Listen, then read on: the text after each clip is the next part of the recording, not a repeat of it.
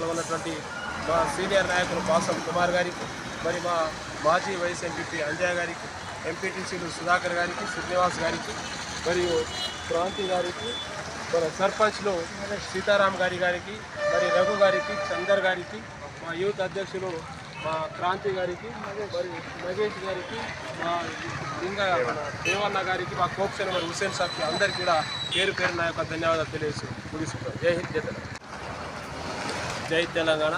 జై తెలంగాణ. ఏదైతే కాంగ్రెస్ ప్రభుత్వం అధికారంలో వచ్చినాక గిరిజనులు దాదాపు 27 నుంచి 28 మంది ఎమ్మెల్యేలు ప్రభావితం చేసే స్థాయిలో ఉన్నటువంటి నియోజకవర్గాల్లో మరి గిరిజనుల యొక్క వీక్షతోనే ఈరోజు కాంగ్రెస్ ప్రభుత్వం అధికారంలో వచ్చింది.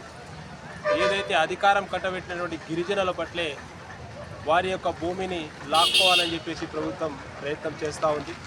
మరి ఏదైతే లగాచార్లలో ఫార్మా సిటీ అని చెప్పేసి ఏదైతే అక్రమంగా పారదర్శకంగా ఏదైనా భూసేకరణ చేపట్టకుండా గిరిజనులపై అక్రమ కేసులు పెట్టి నిర్బంధించి మరి ఏదైతే పాలకపక్షము చేస్తున్నటువంటి అరాచకాలను దృష్టిలో పెట్టుకొని ప్రతిపక్షం ఏదైతే బీఆర్ఎస్ పార్టీ ఉందో ఆ రోజు గిరిజనులకు మరి ఈ యొక్క వ్యతిరేకంగా వెళ్తున్న ప్రజలకు వ్యతిరేకంగా వెళ్తున్న ఫార్మా సిటీకి అడ్డుపడటంలో దానికి ఉపసంహరించుకొని మళ్ళీ ఏదైతే స్వయాన ముఖ్యమంత్రి గారి యొక్క నియోజకవర్గంలోనే ఆయనకు ఓట్లేసి గెలిపించిన గిరిజనుల భూములను ఏదైతే ఫార్మా సిటీని ఉపసంహరించుకున్నామని చెప్పేసి తెలుసుకొని ఎలాగైనా నేను అనుకున్నది సాధించాల గిరిజనులపై కక్షసారితమైనటువంటి భూములు ఎలాగైనా లాక్కోవాలనే ఉద్దేశంతో మళ్ళీ క్యారిడార్ అని చెప్పేసి ఇంకో పార్క్ ఇండస్ట్రియల్ అని చెప్పేసి మళ్ళీ ఒక అంశాన్ని ముందుకు తీసుకొచ్చి మరి గిరిజనుల భూమిని లాక్కునే ప్రయత్నం చేస్తూ ఉన్నారు.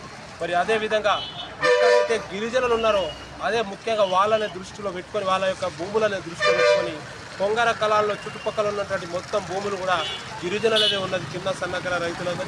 అక్కడ కూడా 4th సిటీ టౌన్షిప్ పెట్టాలని చెప్పేసి ప్రభుత్వం ప్రయత్నం చేస్తూ ఉంది.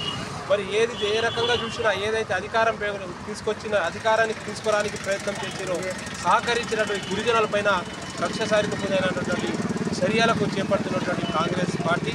మరి అదేవిధంగా దళితుల పట్ల దళిత బంధు అని చెప్పి గత ప్రభుత్వం దళిత బంధు దళితులు అణగారిన వర్గానికి చెందిన వారు వాళ్ళకు కూడా ఆర్థికంగా చేయూతనియ్యాలని ఏదైతే గత ప్రభుత్వం ఒక పథకం తీసుకొచ్చిందో ఆ పథకాన్ని కూడా మరి దళితులు ఎన్నో రోజుల నుంచి ఆశలతో చూస్తూ ఉంటే వాళ్ళను కూడా ఆ పథకానికి ఊసే ఎత్తని పరిస్థితి ఈరోజు కనబడుతూ ఉంది. ఎవరు చెప్పినా ఎవరి మాట వినే పరిస్థితి లేదు. ముఖ్యంగా దళిత గిరిజన బహుజనాలను దృష్టిలను అణిచివేసే కార్యక్రమమే ఈరోజు ఈ ప్రభుత్వం తీసుకుంటుంది. కాబట్టి మరి బీఆర్ఎస్ పార్టీ యొక్క ఆదేశాల మేరకు మేము మన రాజ్యాంగ నిర్మాత బాబాసాహెబ్ అంబేద్కర్ గారికి విగ్రహానికి మా యొక్క విజ్ఞప్తిని చేయడం జరిగింది. ఏదైతే రాజ్యాంగాన్ని వారే నిర్మించారు కాబట్టి ఈ యొక్క చర్యలను రాజ్యాంగానికి అణిచివేతకు వ్యతిరేకంగా తీసుకున్న చర్యలకు మీరే ఈ రాష్ట్ర ప్రజలకు, గిరిజనులకు, దళితులకు, మరి బహుజనులకు, బీసీలకు కాపాడవలసిందిగా బీఆర్ఎస్ పార్టీ తరఫున ఈరోజు ఇందల్వాయి మండల బస్టాండ్ వద్ద బాబాసాహెబ్ అంబేద్కర్ గారికి విజ్ఞప్తి చేయడం జరిగింది. ఇక నుంచైనా బుద్ధి తెచ్చుకొని మేము కోరేది ఒకటే, గిరిజనులు, దళితులు, బీసీలు, బహుజనులు ఒక్కసారి మీరు కన్ను తెరవండి. ఏదైతే ఇప్పటికైనా సరే ఏదో బీఆర్ఎస్ పార్టీ ఉంది, పార్టీ పోరాడుతుందంటే సరిపోదు. ప్రజలందరూ కూడా ఏకమై ఈ కాంగ్రెస్ పార్టీని మరి నిలదీయాల్సిన అవసరం ఉందని తెలియజేస్తూ మరి సెలవు తీసుకుంటాము. జై హింద్, జై తెలంగాణ. మన మహబూబ్ నగర్ జిల్లా కోడంగల్ మరి సీఎం గారి కాన్స్టిట్యూషన్లో లగచర్ల గడ్డపై అక్కడున్న గిరిజన రైతులపై అక్రమ కేసులు బనాయించి మరి రైతులను చూడకుండా కూడా రైతు ప్రభుత్వం అని చెప్పుకుంటున్న కాంగ్రెస్ ప్రభుత్వం రైతులను చూడకుండా కూడా వాళ్ళను జైల్లో పెట్టి దరిదాపు నెల కావస్తుంది.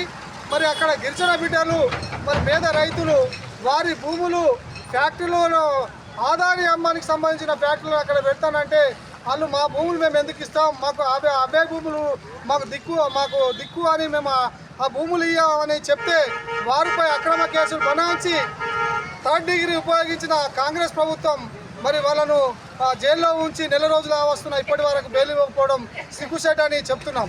ముఖ్యంగా ఏదైతే రేవంత్ రెడ్డి గారు వారి సొంత గడ్డ అయిన కొండంగల్లో ఇటువంటి దందనీతికి పాల్పడుతున్నాడంటే ఆయన ఏ రకంగా పరిపాలిస్తుండో ప్రజలు అర్థం చేసుకోవాల్సిన అవసరం ఉందని ఈ సందర్భంగా ప్రజలకు మేము విజ్ఞప్తి చేస్తున్నాం.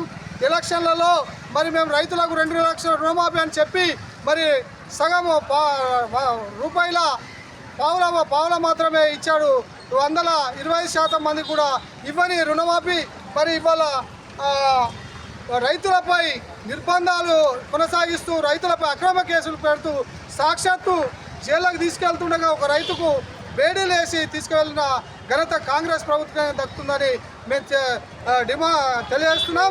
ముఖ్యంగా ఏదైతే రాష్ట్రంలో ఫాసిస్టు విధానాన్ని కొనసాగిస్తున్నారో రాబోయే రోజుల్లో మరి రేవంత్ ప్రభుత్వానికి తగిన గుణపాఠం చెప్తారని మేము తెలియజేస్తున్నాం. ముఖ్యంగా రైతన్నలు ఇప్పటికైనా మేలుకొని మరి ఇదే కాంగ్రెస్ ప్రభుత్వం చేస్తున్న రైతాంగ వ్యతిరేక విధానాలకు మరి మనం అందరం వారికి బుద్ధి చెప్పవలసిన అవసరం ఉందని తెలియజేస్తూ మన ప్రజలందరూ కూడా మమేకమై ఏదైతే నిర్బంధాన్ని కొనసాగిస్తున్న నిర్బంధాన్ని మనం తిప్పికొట్టవలసిన అవసరం ఉందని ఈ సందర్భంగా మేము తెలంగాణ రైతాంగానికి విజ్ఞప్తి చేస్తున్నాం.